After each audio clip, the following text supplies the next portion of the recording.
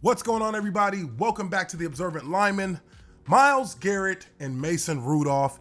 This is a situation that has now officially gone awkward because in the appeal hearing for Myles Garrett's indefinite suspension, he has accused Mason Rudolph of using a racial slur, yes, a racial slur, before what we'll dub the clubbing. This is a serious situation, and the repercussions of this could be massive for somebody like Mason Rudolph and his reputation within the league and in the general public. People will put a label on you if they deem you to be a racist. And with everything that we know about what happened on that night in Cleveland, it's really difficult to decipher how this is now being something that's being talked about when it was never mentioned at the end of the game. It was never mentioned during the course of the incident.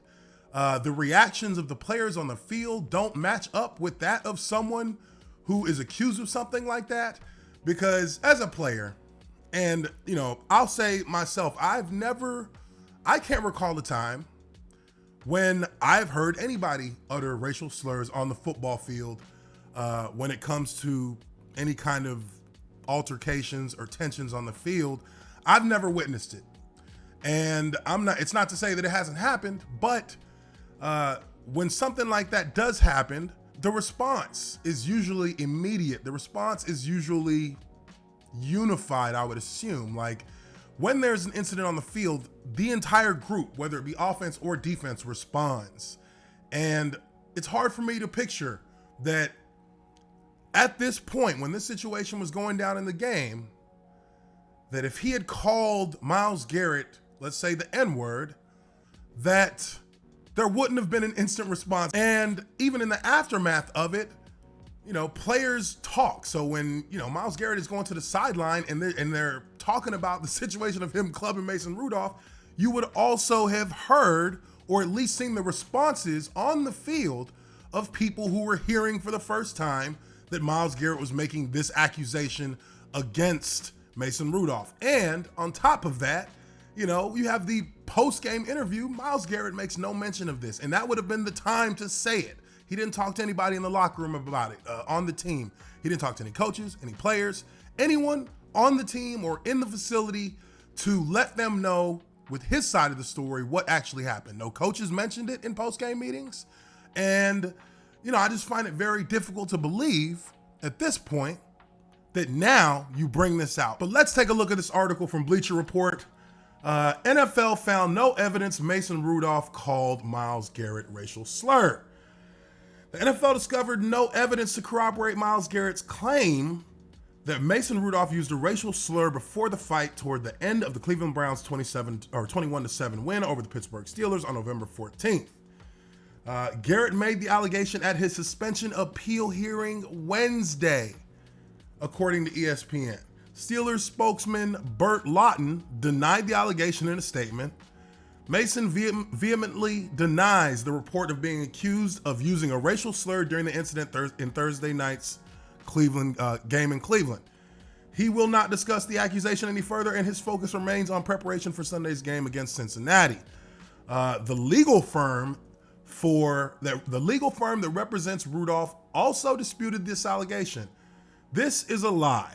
This false allegation was never asserted by Garrett in the aftermath of the game, never suggested prior to the hearing, and conspicuously absent in the apology published by the Browns and adopted by Garrett. And here we have an official comment from Timothy M.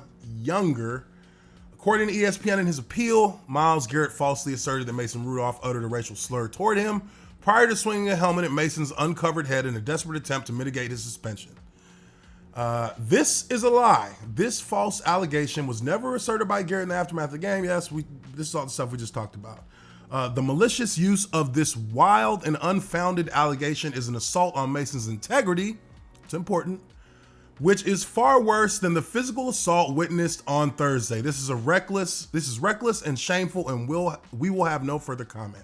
Look, like I said, when you have a situation like this, it's usually going to be brought up pretty swiftly in the aftermath of the event. And I'm not gonna sit here necessarily and say that Myles Garrett is lying. Because we understood that this nigga was clearly lying.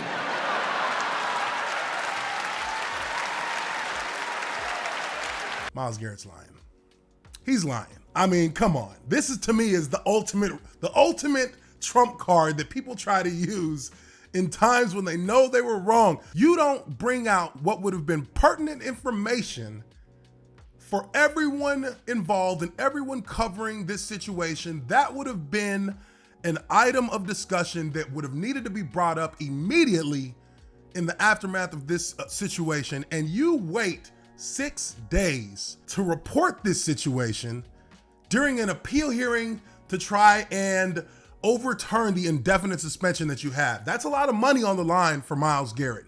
And in this situation, if that was the case with Mason Rudolph, you should have brought it up right then and there. It's easy enough for anyone to say it in the aftermath 6 days later, because now we're sitting here with the guy's reputation on the line because of what you said or accuse him of doing. It's really, it just doesn't make sense. It doesn't add up. It doesn't fit together with what we saw on TV with our very own eyes and what Myles Garrett is trying to assert is the actual situation now, a week later. But let's be fair to Myles. I want to be fair to him, so let's hear his side of it. This is Myles Garrett's statement following the hearing in which his indefinite suspension was upheld. I was assured that the hearing was space that afforded the opportunity to speak openly and honestly about the incident that led to my suspension. This was not meant for public dissemination, nor was it a convenient attempt to justify my actions or restore my image in the eyes of those I disappointed. I know what I heard. Whether my opponent's comments was born out of frustration or ignorance, I cannot say. But his actions do not excuse my lack of restraint in the moment, and I truly regret the impact this has had on the league, the Browns, and our devoted fans. Now, just in reading this statement, I kind of get the feeling that he's a little bit salty that this information got out to the public. But why would you be salty about this information getting out to the public if it was true? This situation, in the way that this statement is structured, it leads me to believe that this is something that he brought up in real time at that hearing to try and give some kind of balance against how he was being perceived by the public. And I mean, it has Jussie Smollett all over it. All over it. I mean, it's just, it doesn't make any sense because like I said, if I'm on the field during a game and I get called the N-word, not only are we fighting right there on the field, but when I get to the sideline and before they kick me out of the stadium, I will make sure that my coaches know. I will make sure that my teammates know. So at the end of the day, when you look at this situation from the outside, of course, it's going to be hard for anybody to just come out and call Myles Garrett a liar. Because once you play the race card, once you pull that card, it's a little bit testy for people to go against that. I got to say that I'm going to have to take a pass. Myles, I just don't buy it, brother. I just don't buy it. But tell me what you guys think. Leave your comments down below. Subscribe to The Observant Lineman. Hit the like button if you like this video and hit that bell notification so you can get notified each and every time that I drop a new video.